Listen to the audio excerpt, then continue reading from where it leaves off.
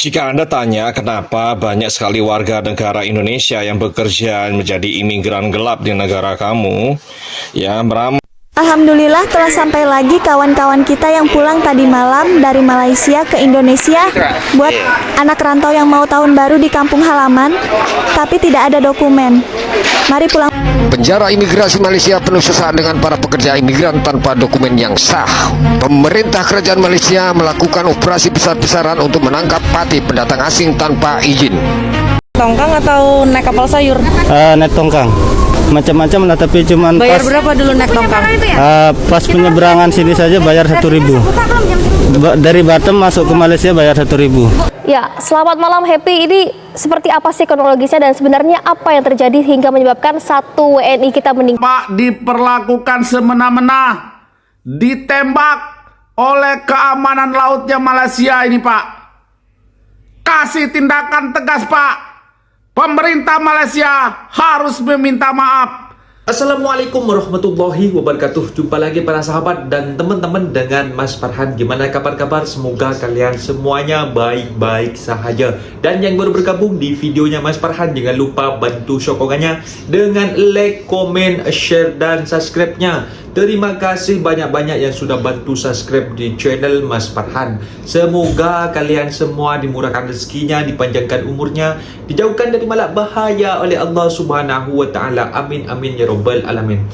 Oke para sahabat dan teman-teman, di video kali ini Mas Farhan disuruh ngebahas sebuah video yang kemarin sempat viral dan di media sosial dan di TV-TV internasional, di TV Indonesia dan juga di TV Malaysia, diliput tentang 5 WNI yang lalu jalur tikus, lalu jalur belakang, yang kena tembak, yang kena dor oleh pemerintahan polisi Malaysia para sahabat dan teman-teman, maritim laut ya para sahabat.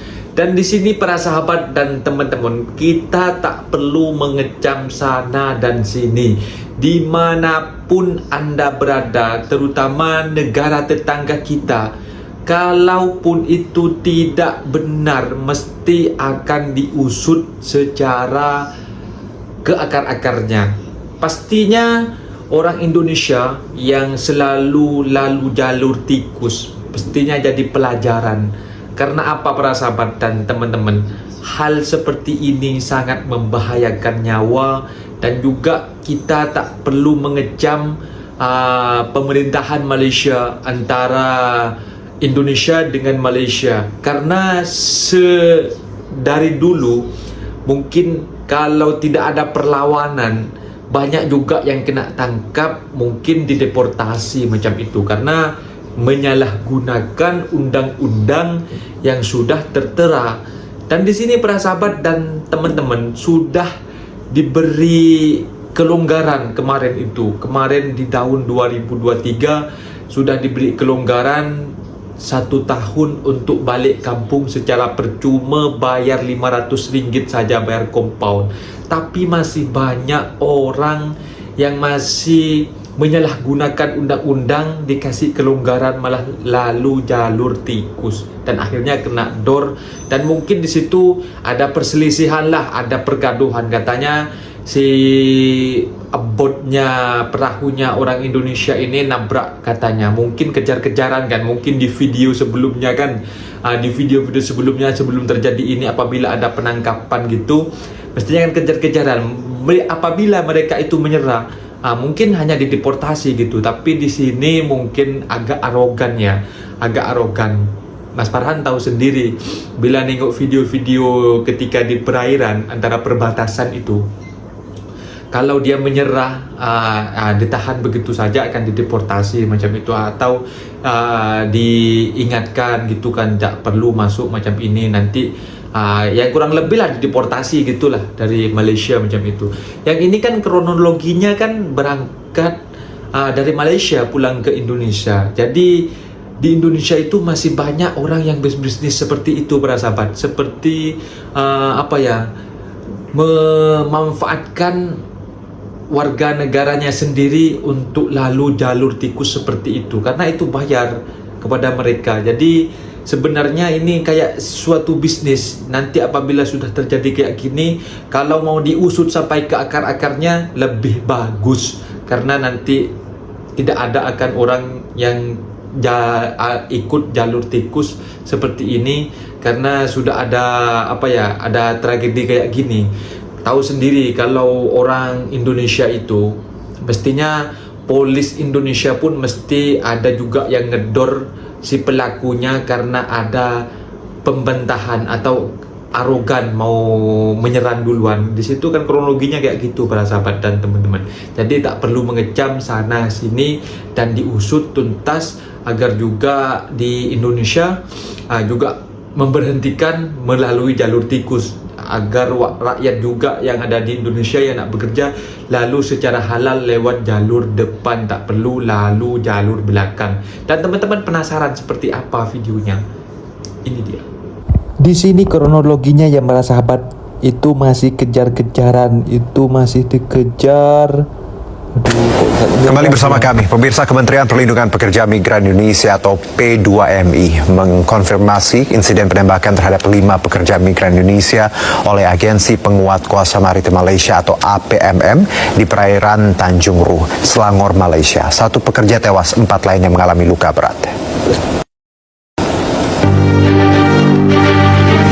Insiden bermula ketika patroli APMM menemukan sebuah kapal yang membawa 5 pekerja migran Indonesia melintas di perairan Tanjung Ru. Petugas kemudian melepaskan tembakan yang mengakibatkan 1 pekerja tewas di tempat, sementara 4 lainnya terluka dengan salah satu korban dalam kondisi kritis.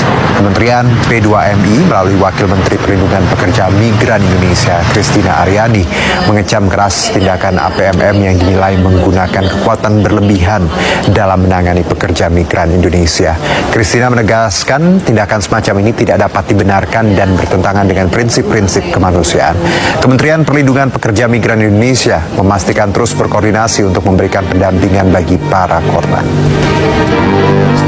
Perlindungan Pekerja Migran Indonesia mendapatkan informasi bahwa telah terjadi insiden penembakan terhadap pekerja migran Indonesia yang dilakukan oleh Otoritas Maritim Malaysia, APMM atau Agensi Penguat Kuasa Maritim Malaysia. Jadi kronologi kejadiannya berawal pada hari Jumat 24 Januari 2025 pukul 3 pagi di perairan Tanjung Ru, Malaysia, di mana saat itu patroli APMM tengah bertugas dan ada sebuah kapal yang ditumpangi atau diawaki oleh 5 orang WNI pekerja migran Indonesia unprocedural. Kami tengah mengumpulkan apa yang sebetulnya terjadi pada saat itu, tapi intinya telah terjadi penembakan yang menimbulkan korban. 1 orang pekerja migran meninggal dunia dan 4 orang dalam keadaan luka-luka, yang 1 juga kabarnya saat ini tengah kritis. Atas nama Kementerian P2MI, saya Wakil Menteri Christina Aryani mengucapkan turut berduka mendalam atas meninggalnya seorang pekerja migran kita ini, korban penembakan, dan mendoakan agar 4 orang yang saat ini tengah dirawat bisa segera diberikan kesembuhan. Sikap kami, Kementerian P2MI mengecam tindakan atau penggunaan kekuatan berlebihan oleh Otoritas Maritim Malaysia terhadap 5 orang pekerja migran yang telah menyebabkan 1 korban meninggal dunia dan 4 lainnya luka-luka. Kementerian P2MI mendesak pemerintah Malaysia melakukan pengusutan terhadap peristiwa ini dan juga mengambil tindakan tegas terhadap aparat patroli atau petugas patroli bila mana terbukti melakukan tindakan penggunaan kekuatan secara berlebihan atau excessive use of force. Kementerian P2MI juga terus melakukan koordinasi untuk memastikan korban yang terluka mendapatkan perawatan medis yang diperlukan dan memberikan dukungan kepada keluarga korban, termasuk bantuan hukum dan pemulangan jenazah. Saat ini kami tengah menelusuri asal daerah dari para pekerja migran ini untuk selanjutnya bisa dilakukan pendampingan kepada keluarga. Kementerian kami telah berkoordinasi dengan Kementerian Luar Negeri dan atas polisi di KBRI Kuala Lumpur serta mendorong akses kekonsuleran untuk menjenguk para korban yang saat ini tengah dirawat di berbagai rumah sakit. Didor Polisi Maritim Malaysia diduga saat lagi mau meninggalkan atau menuju ke negeri jiran itu. 5 pekerja migran Indonesia atau PMI ditemukan di perairan Tanjung Ru, Selangor, Malaysia. 1 orang meninggal, 4 lainnya luka-luka. Hal itu dikonfirmasi KBRI Kuala Lumpur pada Minggu 26 Januari kemarin. Wamen Perlindungan Pekerja Migran Indonesia, Christina Aryani bilang, 5 orang itu adalah PMI ilegal. Meski begitu, Christina mengecam tindakan polisi Malaysia. Dia menilai petugas melakukan tindakan penggunaan kekuatan secara berlebihan. Harusnya para PMI ilegal itu cukup ditangkap saja, tak perlu sampai hilang nyawanya. Kini pemerintah Indonesia desak Malaysia buat usut kasus itu secara transparan. Selain itu, pemerintah juga terus koordinasi untuk pastikan korban yang luka mendapat perawatan. Lapor Jenderal, lapor Presiden, lapor Pak Prabowo. Gimana Pak? Warga Bapak diperlakukan semena-mena, ditembak oleh keamanan lautnya Malaysia ini Pak. Kasih tindakan tegas Pak. Pemerintah Malaysia harus meminta maaf. Selidiki secara menyeluruh Pak. Tegas Pak Prabowo. Anak-anak jenderal yang belum follow aku di follow guys. Tinggalkan jejak dengan berkomentar kawan. Mantap! Guys, berita duka cita dari pekerja migran kita guys, ya. Ditembak, 1 meninggal dan 4 kritis kawan. Ini memang ampun aku mereka ini guys ya. Kalau dengan Indonesia guys ya, padahal kita ini serumpun, bersaudara. Ini manusia juga, dengar dulu kau Malaysia ya. Keamanan laut Malaysia ya, jangan semena-mena. Nanti kalau kalian yang masuk Indonesia ditembak, jerit-jerit kalian, ya, jerit-jerit kalian. Ini manusia. Kalian tembak, 1 meninggal, 4 kritis sekarang di rumah sakit. Pak Prabowo, tolong ini Pak. Tidak boleh didiamkan ini Pak, tidak boleh didiamkan. Biar tidak terulang lagi. Rakyat Indonesia ditembak, rakyat Indonesia diberlakukan semena-mena oleh keamanan lautnya Malaysia ini. Anak-anak jenderal, kawal terus Bapak Jenderal kita untuk menyelesaikan yang begini-begini ini. Kecil, ya, menyala anak-anak jenderal. Boom! 45 TKI pulang dari Malaysia pakai jalur gelap dan terlantar di pantai Saudara Labura, Sumatera Utara.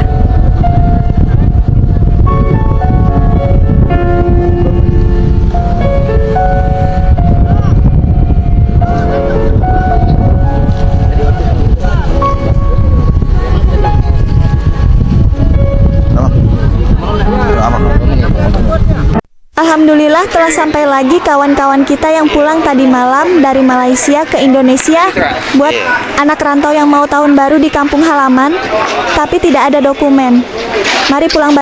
Penjara imigrasi Malaysia penuh sesak dengan para pekerja imigran tanpa dokumen yang sah. Pemerintah kerajaan Malaysia melakukan operasi besar-besaran untuk menangkap pati pendatang asing tanpa izin. Kami mengingatkan penjara penuh sesak dapat mengakibatkan mereka menderita dan menjadi sebuah penyiksaan.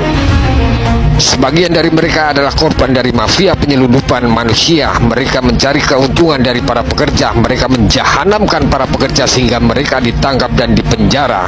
Dan sepatutnya para tekong mafia penyelundupan manusia harus ditangkap karena itu adalah akar dari persoalan.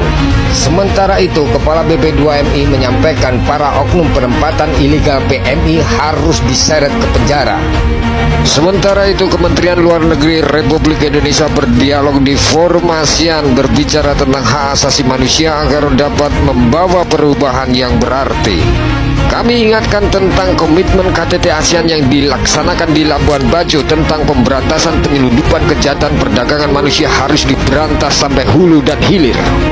Kami butuh pemimpin yang jujur dengan perkataan dan tindakan yang tegas. Kami membutuhkan realitas dan kenyataan agar apa yang sudah disepakati dapat dilaksanakan sampai di tingkat lapangan. Bukan hanya kata-kata, bukan hanya program, bukan hanya pertemuan di tingkat-tingkat tinggi, tetapi harus dilaksanakan sampai ke akar-akarnya.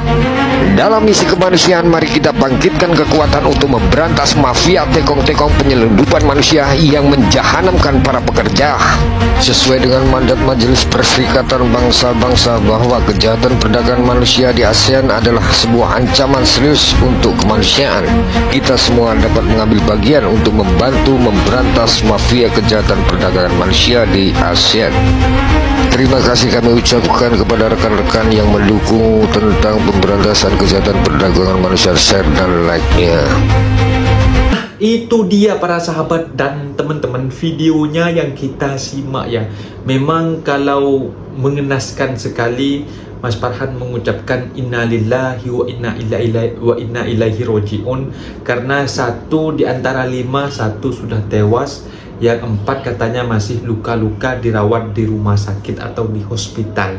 Jadi buat pelajaran bagi yang suka jalur tikus, lewat belakang, jadi pelajaran kalau memang masih mau bekerja ke negara orang, ikuti peraturan yang ada, yang tertera, jangan sampai lalu macam ini. Dan juga bagi pelajaran bagi yang menengok sebuah video ini, yang dulunya ada niatan untuk pergi ataupun dulu ada pengalaman pergi lewat sana, nanti mau balik lagi bekerja mencari rezeki lagi, jangan sampai lalu lewat jalur tikus atau lalu jalur belakang.